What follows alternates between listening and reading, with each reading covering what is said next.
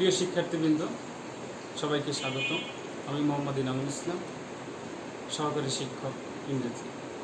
আজকে তোমাদের সাথে যে বিষয়টি নিয়ে আলোচনা করব সেটি হলো ভয়েস সেন্স। এটি নবম এবং দশম শ্রেণীর ইংরেজি দ্বিতীয় পত্রের একটি গ্রামাটিক্যাল আইটেম। তাহলে চলো শুরু করা যায়। প্রিয় শিক্ষার্থীবৃন্দ, ভয়েস সেন্স আমরা আজকে অ্যাক্টিভ থেকে প্যাসিভ করব। অ্যাক্টিভ থেকে প্যাসিভ যেটি তোমাদের পরীক্ষায় এসে থাকে। অ্যাক্টিভ থেকে প্যাসিভ তোমরা জানো যে ভয়েস সেন্স দুই ধরনের, অ্যাক্টিভ থেকে প্যাসিভ এবং প্যাসিভ থেকে অ্যাক্টিভ, পরীক্ষায় দুইভাবে এসে থাকে। তো অ্যাক্টিভ থেকে প্যাসিভ করার আগে তোমাদের সর্বপ্রথম যেটি জানতে হবে সেটি হচ্ছে যে টেন্সের সবগুলো রুলস তোমাদের জানতে হবে, আমাদের যে টেন্সগুলো আছে।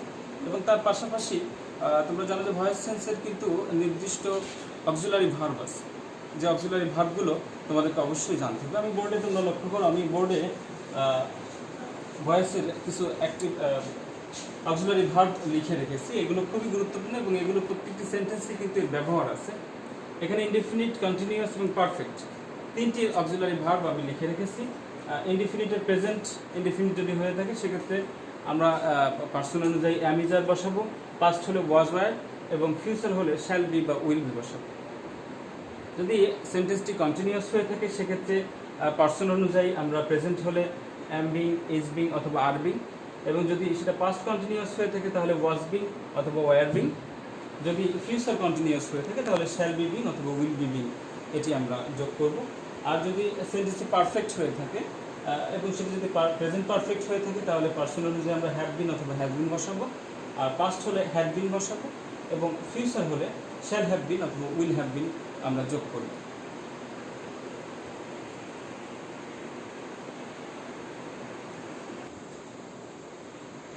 প্রিয় শিক্ষার্থীবৃন্দ, এখন আমি এক একটা রুল লিখে তোমাদেরকে প্র্যাকটিসের মাধ্যমে সেটি আমি আয়ত্ত করার ব্যবস্থা করব। সেটি তোমরা এখানে বোর্ডে খেয়াল করো। প্রথমে অ্যাসার্টিভ সেন্টেন্সে আমি একটি রুল লিখেছি। এটি একটি রুল যেটি করলে তোমাদের যাবতীয় অ্যাসার্টিভ সেন্টেন্সের কিন্তু ভয়েস চেঞ্জ করতে পারবে অ্যাক্টিভ থেকে প্যাসিভ।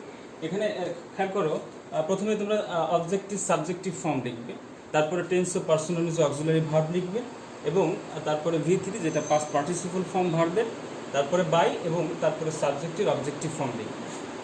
শিক্ষার্থীবৃন্দ, চলো একটু প্র্যাকটিস করা যায়। আমি এখানে একটি সেন্টেন্স লিখছি, দে হ্যাভ প্লেড ফুটবল। প্রিয় শিক্ষার্থীবৃন্দ, এটি একটি সেন্টেন্স এবং এটি একটি অ্যাসার্টিভ সেন্টেন্স, তোমরা লক্ষ্য করো, এবং এটি সিম্পল একটি অ্যাসার্টিভ সেন্টেন্স। তাহলে চলো এটি যদি প্যাসিভ করতে হয় তাহলে কি হয়। প্রথমে আমরা রুলের দিকে খেয়াল করব। প্রথমে আমরা যেটি করব, অবজেক্টিভ সাবজেক্টিভ ফর্ম আমরা লিখব। আমাদের এখানে আমাদের অবজেক্ট হচ্ছে ফুটবল, তাহলে এই অবজেক্টে যদি আমরা সাবজেক্টিভ ফর্ম লিখি তাহলে সেটি ফুটবলই দাঁড়ায়, ফুটবল।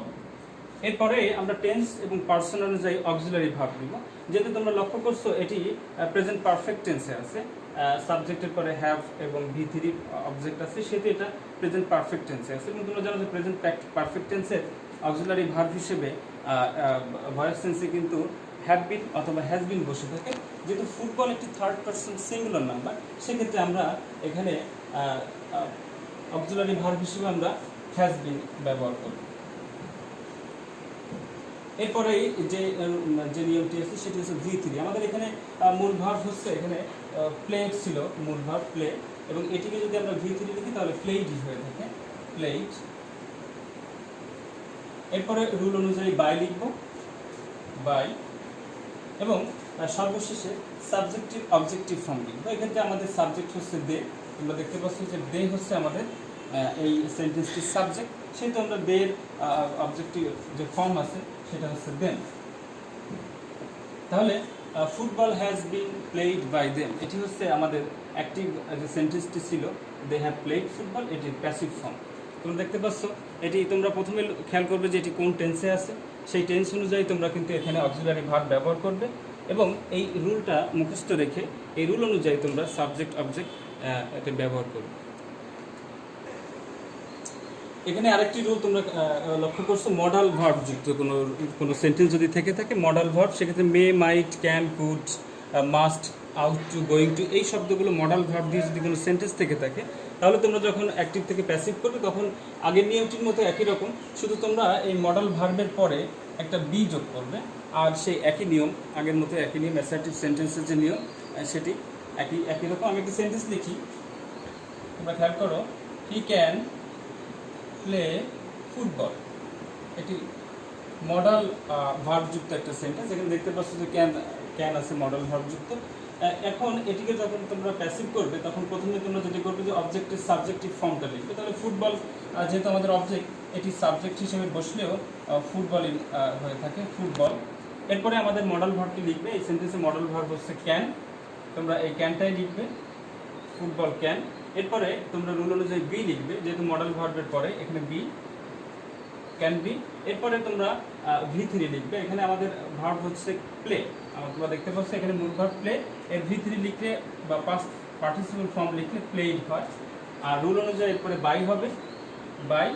এরপরে অবজেক্টের সাবজেক্টিভ ফর্ম, আমাদের এখানে অবজেক্ট হচ্ছে, সাবজেক্ট হচ্ছে হি, তাহলে এখানে হিম। এটি এভাবে তোমরা কিন্তু মডাল ভার্বযুক্ত যে অ্যাক্টিভ সেন্টেন্স আছে সেটাকে প্যাসিভ করবে।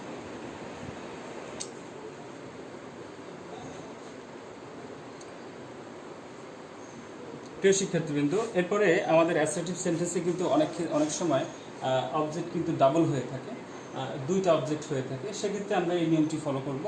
দুইটা অবজেক্ট, ডাবল অবজেক্ট যুক্ত যদি কোনো অ্যাসার্টিভ সেন্টেন্স থেকে থাকে তাহলে আমরা এই নিয়মটি ফলো করব। সেটি হচ্ছে ব্যক্তিবাচক অবজেক্টের সাবজেক্টিভ ফর্ম লিখবো আমরা জানি যে যদি ডাবল অবজেক্ট হয়ে থাকে সেখানে একটি ব্যক্তিবাচক অবজেক্ট থেকে থাকে এবং আরেকটি বস্তুবাচক অবজেক্ট থাকতে পারে। সেক্ষেত্রে আমরা ব্যক্তিবাচক যে অবজেক্টিভ থাকবে সেটিরই সাবজেক্টিভ ফর্ম লিখবো প্রথমে, এবং তারপরে টেন্স ও পার্সন অনুযায়ী আমরা অক্সিলারি ভার্ব লিখবো। এরপরে ওই সেন্টেন্সের যে ভার্ব থাকবে তার পাস্ট পার্টিসিপল ফর্ম লিখবো V3, এবং বাকি অবজেক্টটি লিখবো। এরপরে বাই এবং সাবজেক্টের অবজেক্টিভ ফর্ম। আমি এখন তোমাদের একটি সেন্টেন্স লিখবো,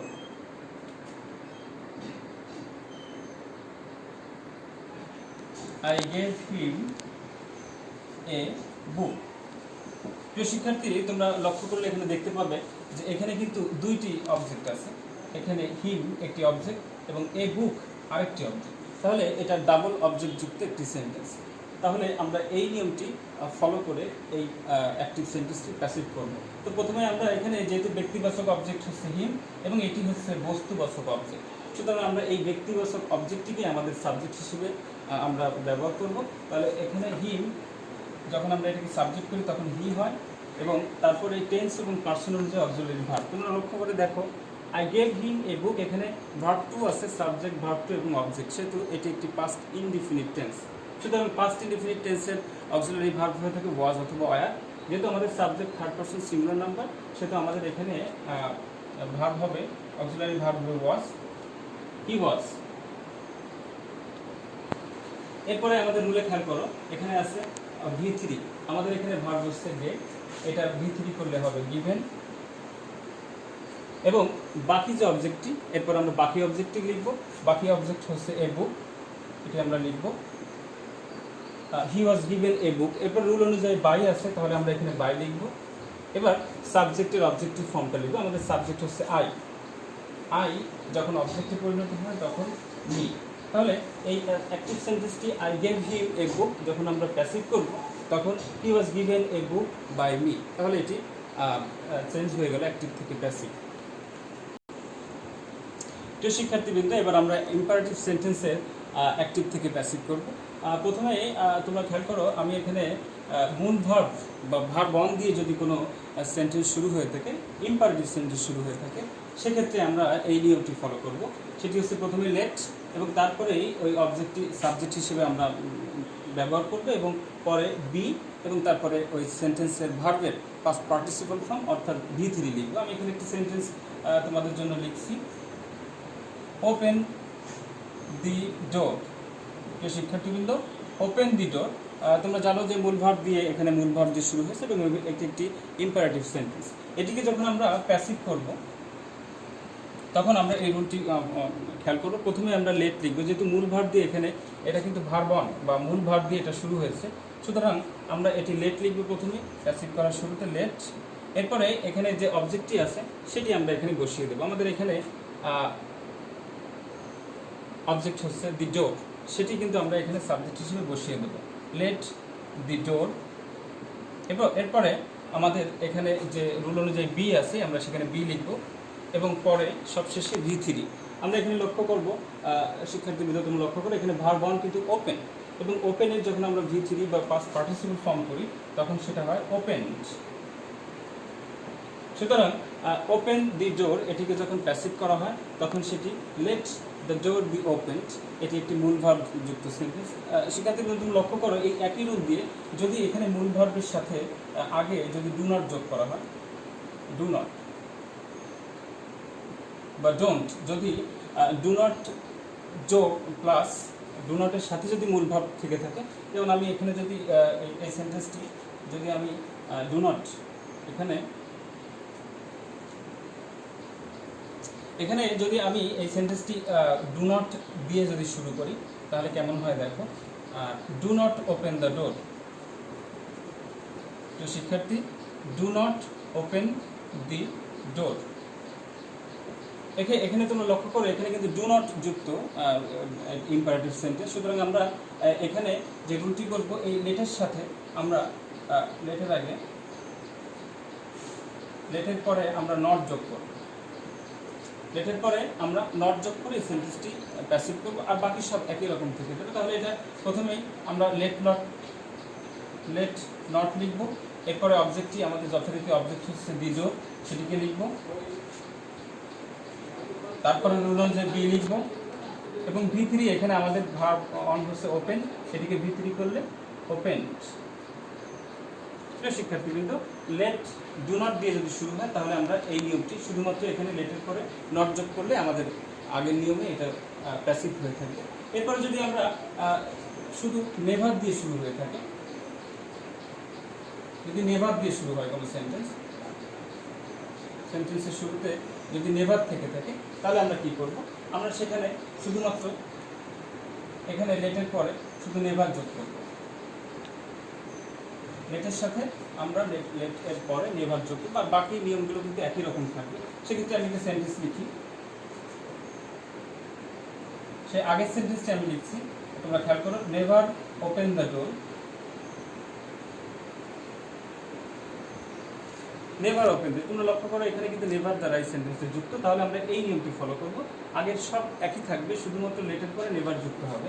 তাহলে এটিকে যখন প্যাসিভ করবো তখন লেট নেভার, এরপরেই আমাদের অবজেক্টিভ সাবজেক্ট হিসেবে বসে যাবে এখানে দি ডোর, তারপর রুল অনুযায়ী বি হবে, বি বসবে এবং তারপরে V3, ওপেনের V3 ওপেনড।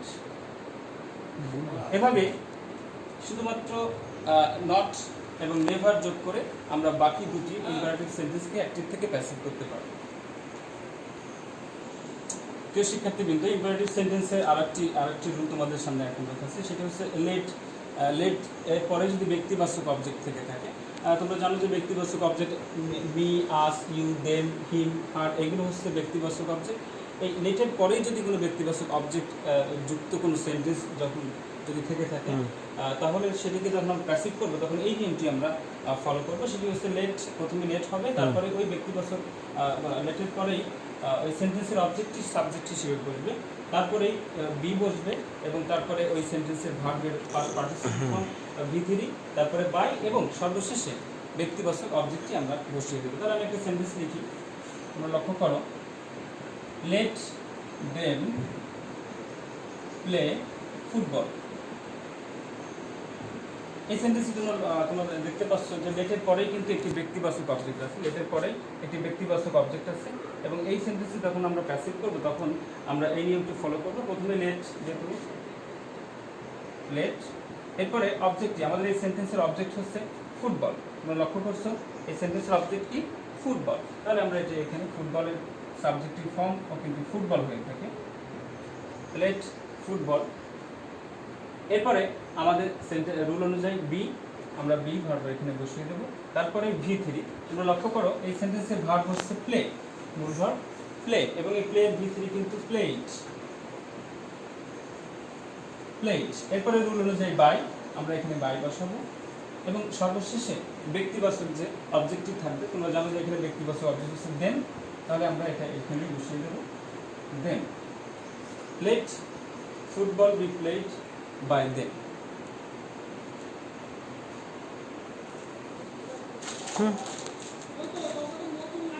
প্রিয় শিক্ষার্থীবৃন্দ, এরপরে আমরা আগে যেটা দেখেছি, এরপরে কিন্তু ভার্ব, শুরুতে ভার্ব অন এবং তারপরে যদি ব্যক্তিবাচক অবজেক্ট থেকে থাকে, এখানে ভার্ব অন তোমরা লক্ষ্য করো, আমি একটি সেন্টেন্স লিখেছি এখানে বাই কিন্তু ভার্ব অন, এবং তারপরে একটি ব্যক্তিবাচক অবজেক্ট আছে এবং তারপরে আরও একটি অবজেক্ট আছে। এক্ষেত্রে আমরা এই নিয়মটি ফলো করব।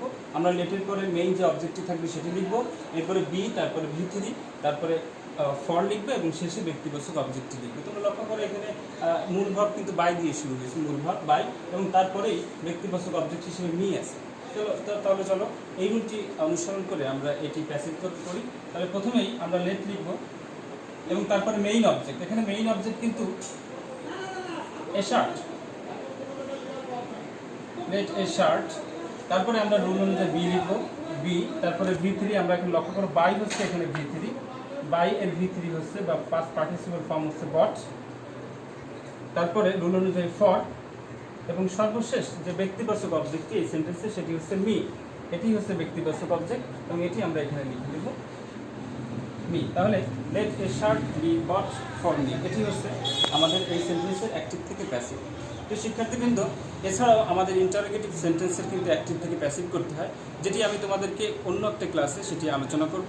আশা করি এতক্ষণ যে বিষয়টি নিয়ে তোমাদের সামনে আলোচনা করলাম, তোমরা যদি এটি ভালোভাবে আত্মস্থ করতে পারো, প্র্যাকটিস করো, তাহলে পরীক্ষায় যে প্রশ্ন আসবে অ্যাক্টিভ থেকে প্যাসিভ সেটি তোমরা করতে পারবে। অন্য একটি ক্লাসে আমি তোমাদের প্যাসিভ থেকে অ্যাক্টিভ করব এবং ইন্টারোগেটিভ সেন্টেন্সের অ্যাক্টিভ থেকে প্যাসিভ করব। আশা করি তোমরা ঘরে সুস্থ থাকবে, ভালো থাকবে। সবাইকে ধন্যবাদ।